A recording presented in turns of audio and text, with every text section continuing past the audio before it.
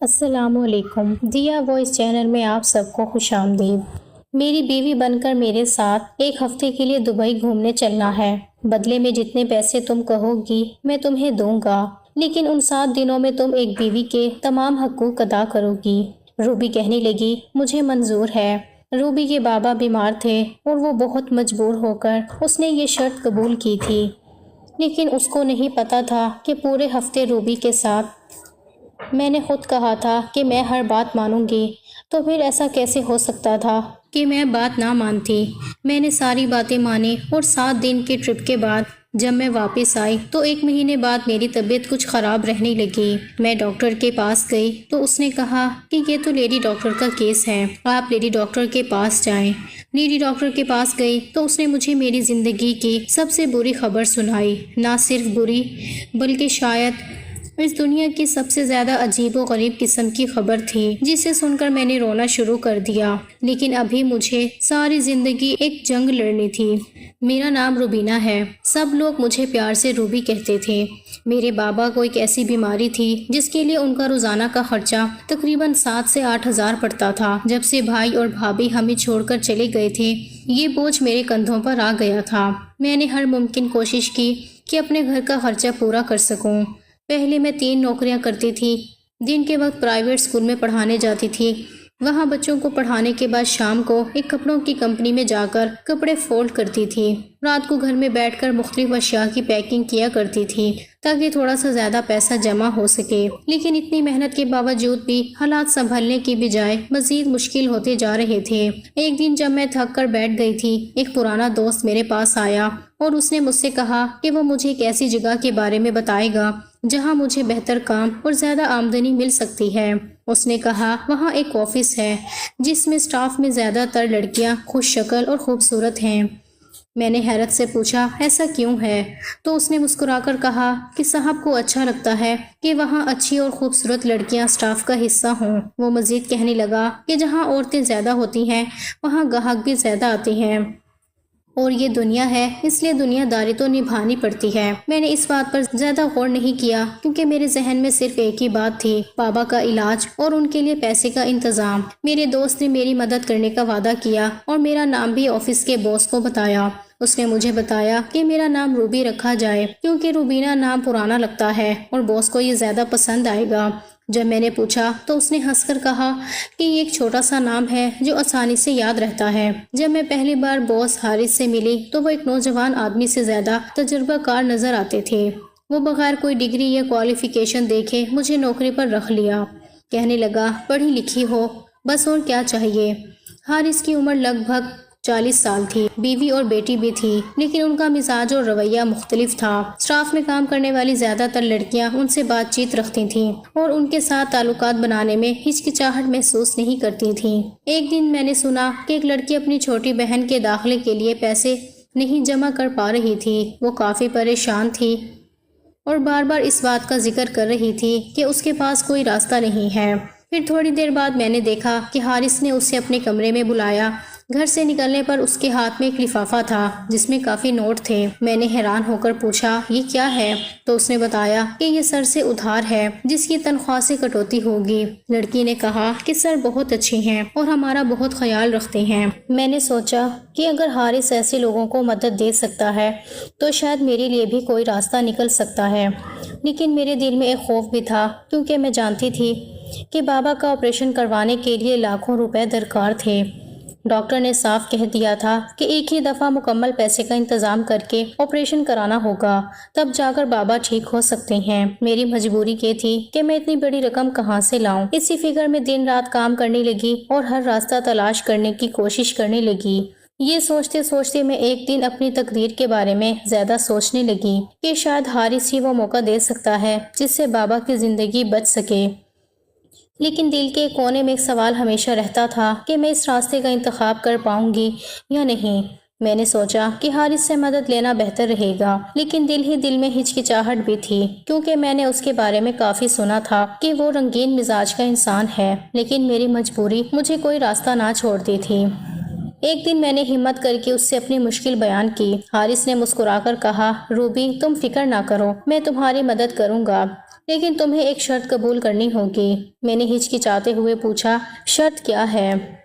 حارث نے مسکرا کر کہا کہ تم اس آفس میں کام کرتی ہو تو تمہیں پتہ ہی ہے کہ ہمارا ایک ڈیلیگیشن جا رہا ہے۔ ایک ہفتے کے لیے اسلام آباد جانا چاہتا ہوں کہ اس میں تم میرے ساتھ چلو۔ میں نے کہا کہ میرے والد صاحب بیمار ہیں تو میں ان کو چھوڑ کے کیسے جا سکتی ہوں؟ اس نے کہا کہ پوری بات تو سنو میری۔ میں چپ ہو گئی۔ میں نے کہا جی۔ کہنے لگا کہ 7 دن کے لیے تمہیں میرے ساتھ چلنا ہوگا۔ تمہارے والد صاحب کے لیے کوئی نرس رکھ دوں گا میں 1 ہفتے کے لیے، اور ان کے علاج کے پیسے بھی تمہیں دے دوں گا، اور واپس آ کے تم ان کو آپریشن بھی کروا دینا۔ میں نے کہا کہ وہ تو کافی سارے لاکھوں روپے بنتے ہیں۔ تو کہنے لگا کہ تو لاکھوں روپے ہی دے دوں گا نا تمہیں۔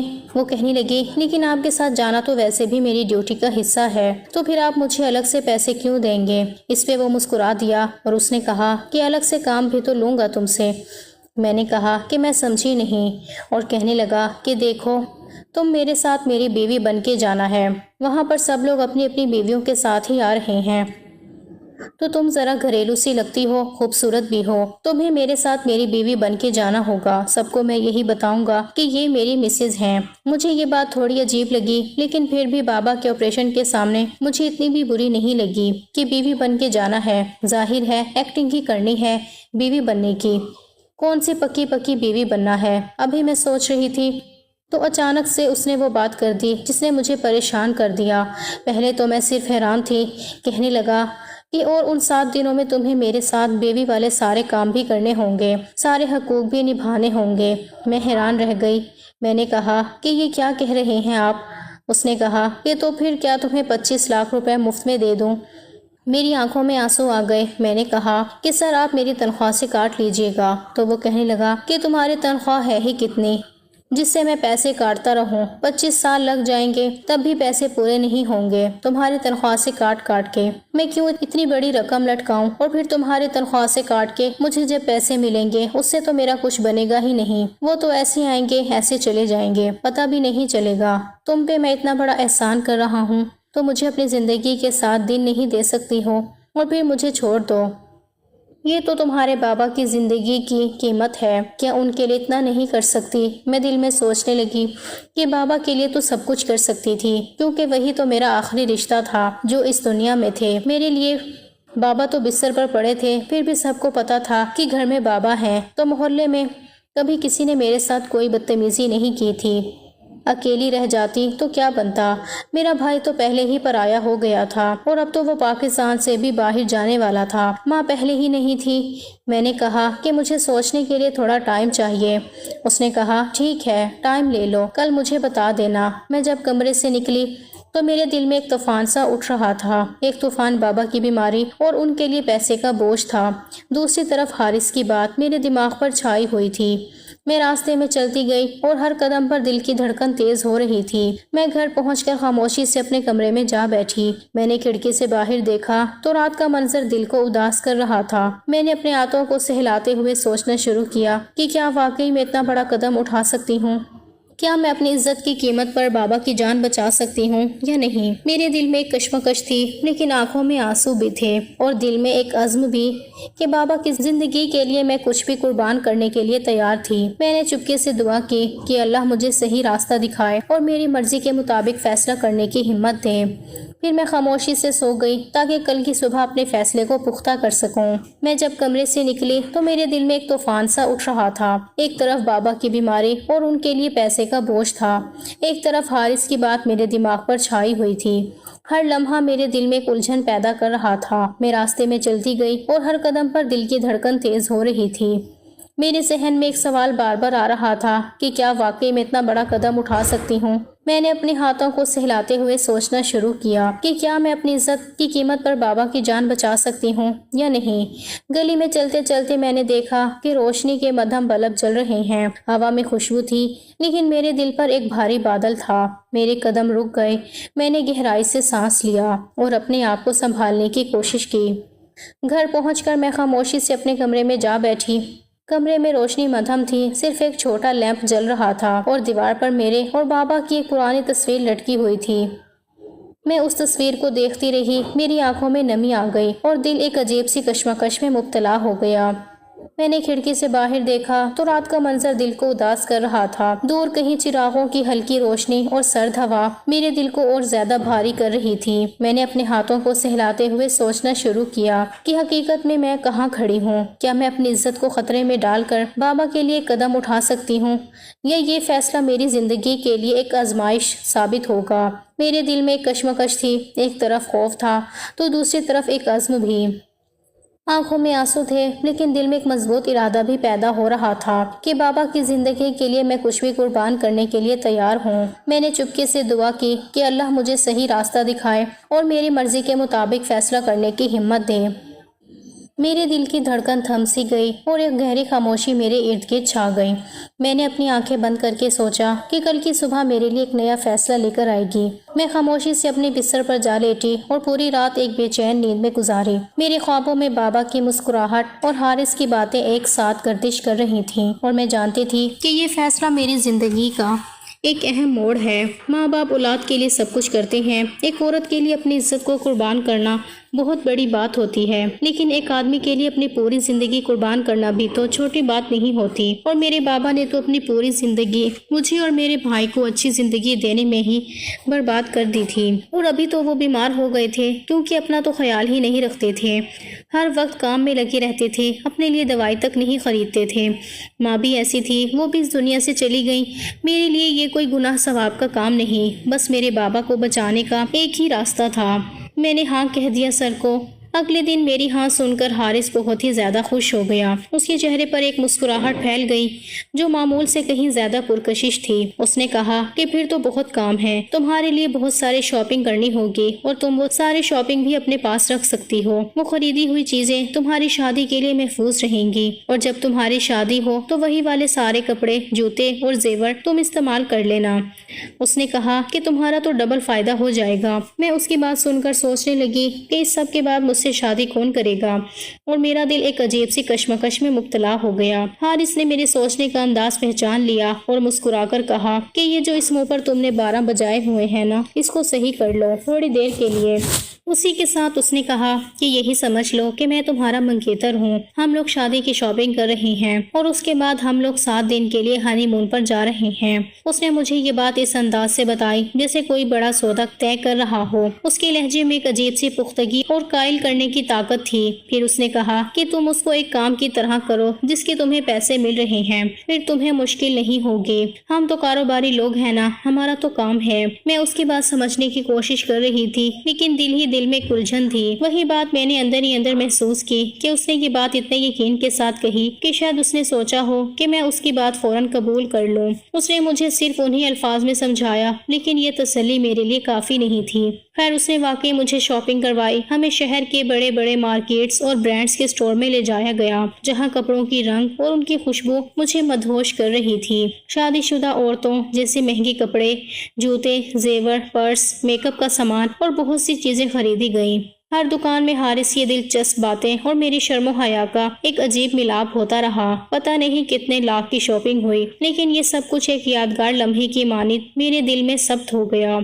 شاپنگ ختم ہونے کے بعد میں نے اپنے بابا سے کہا کہ ایک ضروری کام ہے جس کے لیے مجھے دوسرے شہر جانا ہے۔ میں نے یہ بات بڑے احتیاط سے کہی تاکہ ان کو زیادہ فکر نہ ہو۔ بابا نے تھوڑی دیر سوچ کے کہا، بیٹا ضروری ہے کیا؟ میں نے کہا کہ ضروری نہیں ہوتا بابا، تو میں آپ کو نہیں بتاتی۔ آپ کا خیال رکھنے کے لیے میں میل نرس کو رکھ کے جاؤں گی، وہ کام کرے گا اور آپ کا بہت خیال رکھے گا، کھانا بھی بنا کر دے گا۔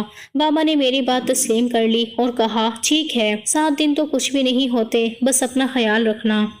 میں نے کہا جی بابا، اور ہم لوگ چل پڑے۔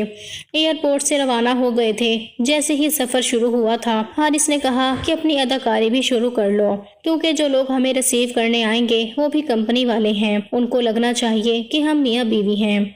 میں نے ہلکا سا سر ہلا دیا، لیکن دل میں ایک عجیب سا خوف اور تجسس دونوں تھا۔ ایئرپورٹ پہنچتے ہی وہی بات ہوئی، استقبال کرنے والے لوگ، روشنی، ہال کی سجاوٹ اور حارث کا میری کمر پر ہاتھ رکھنا ایک حقیقت اور ایک ڈرامے کا ملاپ تھا۔ میں بھی مسکرا کر پیش آ رہی تھی، لیکن دل میں ایک عجیب سی ہچکچاہٹ تھی۔ ہمیں ہوٹل کے کمرے تک پہنچا دیا گیا۔ ہوٹل بے حد خوبصورت تھا، کمرہ پیارا اور ہر چیز مکمل تھی۔ حارث نے کہا، تھوڑا آرام کر لو، شام کو پارٹی ہے، تیار ہو جانا۔ 7 دن میں بہت ساری پارٹیاں، بہت ساری میٹنگز ہوں گی اور تھوڑی بہت سیر سپاٹا بھی ہو جائے گا۔ جاتے ہوئے اس نے کہا کہ تم بہت خوش قسمت ہو، تمہیں پتہ نہیں ہے۔ میں نے دل میں سوچا کہ ہاں، اتنی خوش قسمت تو میں ضرور تھی کہ واپس جاتی تو شاید میرے بابا کا آپریشن ہو جاتا اور وہ مکمل طور پر صحت یاب ہو جاتے، تو یہ خوش قسمتی ہی تھی۔ جب میرا بھائی ہم سے دور چلا گیا تھا اور ایک دن میرے پاس بابا کے علاج کے لیے جو سامان لگتا تھا نہ لیا اور ڈرپس، دوائیاں وغیرہ اس کے پیسے نہیں تھے، تو میں اس کے پاس گئی تھی اور میں نے کہا تھا کہ صرف 3 دن کے خرچے کے پیسے دے دو۔ عید کی چھٹیوں کی وجہ سے میں کام پہ بھی نہیں گئی ہوں، اسی لیے میرے پاس پیسے نہیں ہیں۔ اس نے مجھے پیسے تو دے دیے تھے، لیکن ساتھ یہ بھی کہا تھا کہ باپ کو سنبھال نہیں پاؤ گی کبھی بھی۔ میں تو کہتا ہوں کسی اولڈ ہاؤس میں چھوڑ دو اور خود شادی کر لو۔ میں نے کہا تھا کہ یہ سوچ صرف تم ہی سوچ سکتے ہو، میں نہیں، اور میری اور میرے بھائی کی لڑائی ہو گئی تھی۔ میں نے وہی پیسے وہیں پر پھینک دیے تھے اور اس نے مجھے غصے سے کہا تھا کہ دیکھتا ہوں بابا کا خیال کس طرح رکھتی ہو، تو میں ایک دن ان کو کسی اولڈ ہاؤس میں چھوڑ دوں گی اور اس دن تمہیں میری یاد ضرور آئے گی۔ اس نے مجھے چیلنج کیا تھا اور میں نے بھی بہت بھروسے سے کہا تھا کہ وہ دن میری زندگی میں نہیں آئے گا، جب تک میں زندہ ہوں تب تک تو نہیں ہوگا ایسا۔ اور اچھا ہوا کہ بابا کی ذمہ داری تم پر نہیں ہے، نہیں تو تم تو پہلے دن ہی یہ سب کرتے۔ میں خوش تھی کہ واپس جاؤں گی تو بابا کا آپریشن ہو جائے گا، اور جب بھائی کو پتہ چلے گا تو اس کو بھی یقین ہو جائے گا کہ میں نے بابا کا خیال کیا، ان کو چھوڑا نہیں، اور جب بابا ٹھیک ہو جائیں گے تو وہ اپنا خیال خود کر پائیں گے اور پہلے جیسی زندگی گزار پائیں گے۔ میں جب شام کو تیار ہوئی تو اپنے آپ کو آئینے میں دیکھ کر خود ہی حیران رہ گئی۔ ظاہر ہے اتنے اچھے کپڑے، اتنے خوبصورت زیورات اور مہنگے میک اپ کے ساتھ کوئی بھی لڑکی اچھی لگتی ہے۔ میں نے ایک گہرے رنگ کا لمبا جوڑا پہنا تھا جس پر نفیس کام کیا گیا تھا اور ہر کنارے پر باریک موتیوں کی کشش نمایاں تھی۔ میک اپ کا ہر رنگ میرے چہرے پر ایک الگ چمک لے آیا تھا۔ بال ہلکے لہروں میں گھوم رہے تھے اور زیورات کی چمک میرے ہر انداز کو بڑھا رہی تھی۔ حارث جب مجھے دیکھنے آیا تو اس کی آنکھوں میں ایک حیرت اور خوشی کا امتزاج واضح تھا۔ اس کے چہرے پر ایک مسکراہٹ تھی، لیکن وہ اپنی خوشی کو چھپانے کی کوشش بھی کر رہا تھا۔ اس نے ایک بار خاموشی سے میرا جائزہ لیا، جیسے میں ایک قیمتی چیز ہوں جسے وہ پہلی بار دیکھ رہا ہو۔ میں اس کی نظریں محسوس کر رہی تھی اور دل ہی دل میں سوچ رہی تھی کہ شاید یہ شام صرف ایک ملاقات نہیں بلکہ ایک کھیل کی شروعات ہے۔ ہم لوگ پارٹی میں گئے اور جیسے ہی وہاں پہنچے، ماحول ایک الگ ہی دنیا کا تھا۔ وہاں لوگ ایک دوسرے سے مل رہے تھے، ہنسی مذاق ہو رہا تھا اور ہر طرف روشنیوں کا ہجوم تھا۔ سبھی لوگ حارث کی تعریف کر رہے تھے کہ آپ نے اتنی اچھی بیوی رکھی ہوئی ہے اور کبھی کسی کو ایک جھلک بھی نہیں دکھائی۔ میں نے اپنے ارد گرد دیکھ کر محسوس کیا کہ لوگ ہماری طرف چپکے چپکے نظریں ڈال رہے ہیں اور ایک قسم کی تجسس بھری سرگوشی ہو رہی تھی۔ حارث جیسے بڑے کاروباری شخص کے لیے یہ ایک معمول کی بات تھی، لیکن میرے لیے یہ ایک نیا اور عجیب تجربہ تھا۔ میں حیران ہو رہی تھی کہ یہ لوگ یہاں بزنس ڈیل کرنے آئے ہیں یا بس خوبصورت بیویوں کو دیکھنے کے لیے کہ کون زیادہ دلکش ہے۔ اس ماحول میں ایک عجیب سی فضا تھی، ایک قسم کا مکسچر جس میں کاروبار اور ذاتی دلچسپیاں دونوں شامل تھیں۔ میں سمجھ رہی تھی کہ یہ ایک ایسی دنیا ہے جسے عام لوگ نہیں سمجھ سکتے اور شاید بہتر یہی ہے کہ ہم اس سے دور رہیں۔ لیکن اب میں غلطی سے اس دنیا کا حصہ بن چکی تھی اور ہر لمحہ یہ احساس میرے دل کو بھاری کر رہا تھا۔ میں بس یہ انتظار کر رہی تھی کہ یہ ہفتہ کسی طرح گزر جائے، لیکن رات ہوئی تو حارث نے ایک غیر متوقع بات کہی۔ اس نے کہا کہ میں تمہاری آنکھوں پر پٹی باندھ دوں گا تاکہ تمہیں کچھ بھی دکھائی نہ دے اور یاد بھی نہ رہے، بھولنے میں آسانی ہوگی۔ مجھے اس کی بات تھوڑی عجیب لگی، لیکن اس نے زور دے کر کہا کہ تم نے میری بات سے انکار نہیں کرنا، اس لیے میں نے چپکے سے سر ہلا دیا۔ وہ رات میرے لیے قیامت بن گئی، ایک ایسا لمحہ جس سے ہر لڑکی ڈرتی ہے۔ میں نے اپنے آپ کو اس پٹی کے نیچے قید پایا اور دل میں ایک عجیب سی دہشت اور اضطراب پیدا ہوا۔ رات بھر میرے دماغ میں سوال گردش کرتے رہے کہ یہ سب کیوں ہو رہا ہے، کیا یہ ضروری ہے یا ایک کھیل کا حصہ ہے۔ لیکن صبح جب ہوئی تو حارث اپنے رویے میں بدل چکا تھا۔ وہ مجھ سے بہت اچھے طریقے سے پیش آ رہا تھا، باتیں کر رہا تھا کہ میری بیوی زیادہ موٹی ہے اور بچے پیدا کرنے کے بعد میری ماں لگتی ہے۔ وہ مزید کہنے لگا کہ اگر میں اس پارٹی میں اپنی بیوی کو ساتھ لے آتا تو سب لوگ میرا مذاق اڑاتے۔ میں نے سوچا کہ کیا آپ اپنی بیوی سے محبت نہیں کرتے؟ اس نے جواب دیا کہ محبت کون کرتا ہے بیوی سے، بس خاندان والوں نے شادی کروائی تھی، وہ میرا پیسہ دیکھ کر آئی تھی اور میں اس کے حسن میں مبتلا ہو گیا تھا، لیکن 2 بچوں کے بعد اس کا حسن ختم ہو گیا۔ اس کی باتیں میرے لیے ایک عجیب حقیقت تھی، ایک ایسی بات جس نے میرے دل کو ہلا کر رکھ دیا۔ میں بس وقت کے گزرنے کا انتظار کر رہی تھی اور جیسے تیسے کر کے یہ ہفتہ بھی گزر ہی گیا۔ یہ ایک بہت ہی برا اور عجیب ہفتہ تھا۔ رات کے ٹائم میری آنکھوں پر پٹی باندھی جاتی تھی اور میں اس پر غور کرتی کہ یہ سب کیوں ہو رہا ہے۔ ایک غیر یقینی احساس میرے دل میں گھسا ہوا تھا اور میں اس کے انجام کے بارے میں سوچتی رہی۔ یہ تجربہ میرے لیے ایک امتحان تھا، ایک ایسی آزمائش جو بڑی مشکل سے ختم ہوئی تھی۔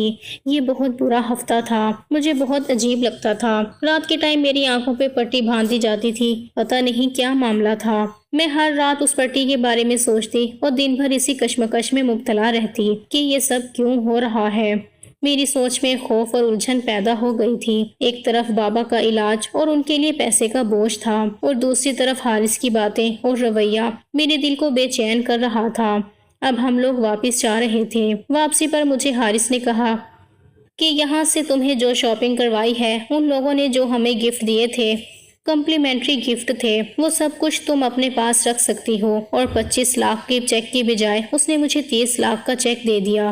کہنے لگا کہ تمہارے بابا کا آپریشن ہے، اوپر نیچے بھی تو پیسے لگ جاتے ہیں، پورے تو نہیں لگتے، باقی خیال رکھنا اپنا بھی اور اپنے بابا کا بھی۔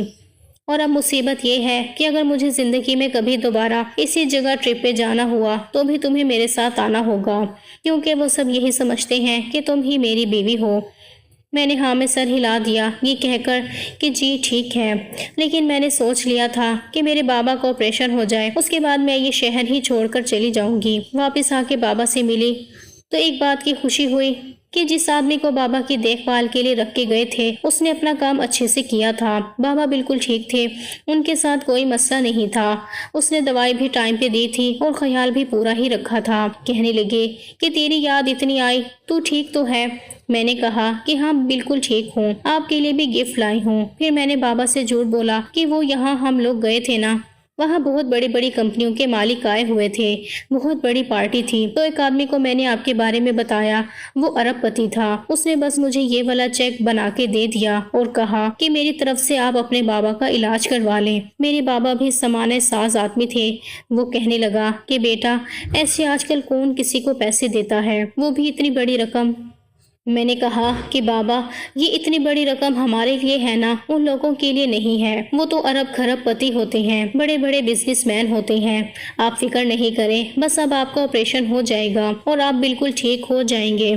ڈاکٹر سے بات کی، فیس وغیرہ دی، سارا سب انتظام ہو گیا۔ 1 ہفتے بعد بابا کا آپریشن تھا۔ ڈاکٹر نے کہا تھا کہ 70% بچنے کے چانس ہیں، باقی 30% خطرہ تو کسی بھی آپریشن میں ہوتا ہی ہے۔ آپ نے پریشان نہیں ہونا، لیکن نہ جانے کس مقدر کو کیا منظور تھا کہ بابا اس آپریشن سے بچ نہیں پائے۔ ان کے ساتھ کچھ مسئلے پیدا ہو گئے کہ وہ بیچارے اس دنیا سے چلے گئے۔ میں بہت روئی، بہت تڑپی، کیونکہ میرے بابا بھی مجھے چھوڑ کے چلے گئے اور ان کے لیے میں نے سب کچھ کیا تھا اور سب کچھ رائے گاں چلا گیا۔ میری حالت کیا تھی یہ میں ہی سمجھ سکتی تھی اور کوئی نہیں سمجھ سکتا تھا۔ میرے دل میں خلا سا پیدا ہو گیا تھا، ایک ایسا خلا جو کبھی بھی بھر نہ سکتا تھا۔ بابا کے جانے کے بعد گھر کا ہر کمرہ سنسان لگنے لگا تھا، ان کی آواز کی گونج اب صرف یادوں میں باقی تھی۔ میں جب ان کے کمرے میں جاتی تو وہاں خاموشی اور خالی پن مجھے اندر تک اٹھا دیتا۔ میں اکثر ان کے بستر کو دیکھتی اور دل ہی دل میں ان سے باتیں کرتی کہ اگر وہ دوبارہ میرے سامنے آ جائیں تو میں ان سے کیا کیا کہہ دوں گی، لیکن جواب ہمیشہ خاموشی میں آتا تھا۔ بابا تو مٹی کے حوالے ہو گئے اور میں اکیلی رہ گئی، لیکن میری طبیعت کچھ خراب تھی۔ میں ڈاکٹر کے پاس گئی تو انہوں نے کہا کہ لیڈی ڈاکٹر کے پاس جائیں۔ بی بی میرے بس کا کام نہیں ہے۔ میں جب لیڈی ڈاکٹر کے پاس گئی تو اس نے کہا کہ آپ ماں بننے والی ہیں اور ماشاءاللہ سے آپ کے ٹوئنز بچے ہیں۔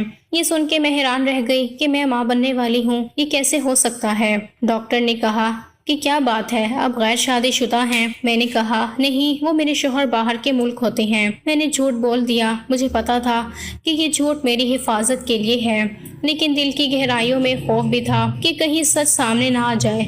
लेडी डॉक्टर ने मेरे चेहरे पर गौर किया और फिर मुस्कुराकर कहा कि ये खबर तुम्हारे लिए खुशी का पैगाम है, लेकिन तुम्हें अपनी सेहत का ख्याल रखना होगा। मैं खामोश रह गई क्योंकि मेरे दिल में एक सवाल घूम रहा था कि ये सब कैसे मुमकिन है। मैंने सोचा कि शायद ये ख्वाब या तकदीर का एक खेल है, लेकिन मैं जानती थी कि हकीकत बहुत ज्यादा पेचीदा है।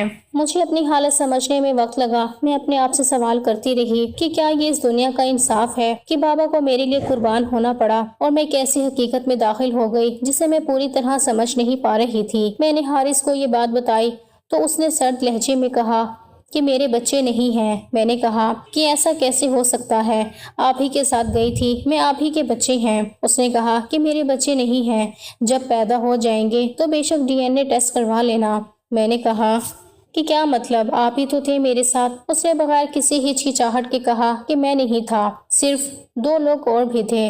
तभी तो तुम्हारी आंखों पे पट्टी बांधी थी और तुम इतनी बेवकूफ़ हो कि तुमने हमें सब कुछ करने दिया। मैं उसकी बात सुनकर चौंक गई क्योंकि उसने एक ऐसी हकीकत मेरे सामने रख दी थी जिसे मैं कभी सोच भी ना सकती थी। मैंने कहा कि मैं पुलिस में जाऊंगी, तो कहने लगा कि जाओ, जब मैं तुम्हें 30 लाख रुपए ऐसे ही उठा के दे सकता हूँ तो क्या मैं अपने आप को इस केस से बचाने के लिए और पैसे नहीं लगा सकता? और तुम्हारे पास क्या है? कुछ भी नहीं। भरे पेट के साथ क्या अदालतों के चक्कर लगाती फिरोगी? जाओ डॉक्टर के पास और अपना मामला सीधा करवा लो, पैसे मैं दे दूंगा। मैं वहां से निकल गई। मैंने इस्तीफा उसके मुंह पे मारा और घर आ गई। रोने लगी कि अब क्या होगा, क्यों मेरे साथ इतना बुरा हुआ। पापा भी चले गए और मेरा फायदा उठाया गया, और अब ये बच्चे, वो भी 2-2, किस तरह संभालूंगी मैं उन बच्चों को? ये सोचकर मेरा दिल बोझल हो गया। मैं रात को एक ख्वाब आया कि मैं अकेली नहीं हूँ, मेरे साथ 2 नौजवान खड़े हैं जो मेरा साथ दे रहे हैं। मैं हैरान हुई कि पता नहीं ये कैसा ख्वाब था, लेकिन इस ख्वाब में एक सुकून और एक हिम्मत थी जो मैंने अपनी जागती जिंदगी में महसूस नहीं की थी। मैंने सुबह जाकर फैसला किया कि मैं बच्चों को रखने का फैसला कर लूंगी, क्योंकि उन मासूमों का तो कोई कसूर नहीं था। मैंने अपने दिल से कहा कि ये मेरी जिम्मेदारी है, चाहे हालात कितने ही मुश्किल क्यों ना हो। जब मेरा 5वां महीना शुरू हुआ तो डॉक्टर ने कहा कि दोनों बेटे हैं। शायद ख्वाब में भी मुझे ये दोनों ही आए थे। ये सुनकर मेरा दिल एक अजीब सी खुशी और खौफ के मिले जुले एहसास से भर गया। मैंने सोचा कि शायद ये मुकद्दर है कि ये बच्चे मेरी जिंदगी का हिस्सा बनेंगे। मैंने ये इलाका छोड़ दिया और दूसरे इलाके में शिफ्ट हो गई। वहाँ के लोगों से मैंने ये झूठ बोला कि मेरी शादी हुई थी, और जब मैं माँ बनने वाली थी तो मेरा शौहर दुनिया से चला गया और मेरे ससुराल वालों ने मुझे घर से निकाल दिया। ये बात मैंने अपने तहफ़्फ़ुज़ के लिए कही थी, क्योंकि मैं नहीं चाहती थी कि लोग मेरी हकीकत जानें और मेरे बच्चों पर शक करें। एक औरत ने मेरी हालत पर हमदर्दी जाहिर की और मुझे अपने घर के ऊपर रहने के लिए कमरा दे दिया। मैंने उनका शुक्रिया अदा किया और वहाँ रहने का फैसला किया। जो कुछ पैसे थे मेरे पास, फिलहाल मैं उन्हीं से गुजारा कर रही थी, लेकिन मैंने अपने दिल में एक अज़्म कर लिया था कि मैं अपने बच्चों को पाल पोस कर बड़ा करूँगी, मेरा सहारा बनेंगे और मैं उन्हें अच्छा इंसान बनाऊंगी। मैंने अपनी ज़िंदगी के टूटे हुए ख्वाबों को एक तरफ रख दिया और अपने बच्चों को अपना नया मकसद बना लिया। बाकी जो कुछ हुआ मैं उसको बदल नहीं सकती थी। मैंने दिल ही दिल में अपने आप से वादा किया था कि मैं अपनी ज़िंदगी को नए सिरे से जीऊंगी, चाहे हालात कितने ही मुश्किल क्यों ना हों। ये मेरा अज़्म था और मेरी पहचान बन गया था।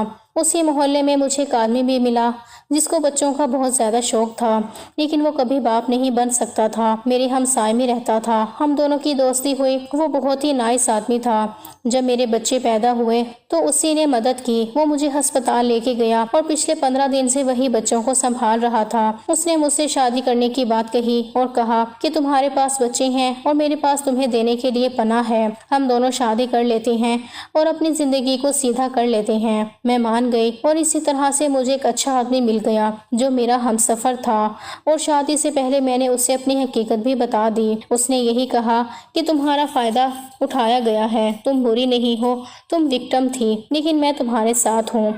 आज हमारे बच्चे, जिनका नाम हमने हसन और हुसैन रखा है, 2 साल के हो गए हैं और पूरे घर में शरारतें करते फिरते हैं। मैं कोई नौकरी नहीं करती हूँ। मेरा शौहर सलीम ही सारा खर्चा उठाता है और बच्चों से भी बहुत ज़्यादा मोहब्बत करता है और बच्चे भी उसे ही बाबा कहते हैं। और वो बुरा आदमी जिसने मेरे साथ ये सब कुछ किया, खुश वो भी नहीं है। पता चला है कि उसकी जवान बेटी किसी के साथ भाग गई है और उसको कंपनी में नुकसान भी हुआ है। आप लोग बताएं कि मैंने सही किया या नहीं।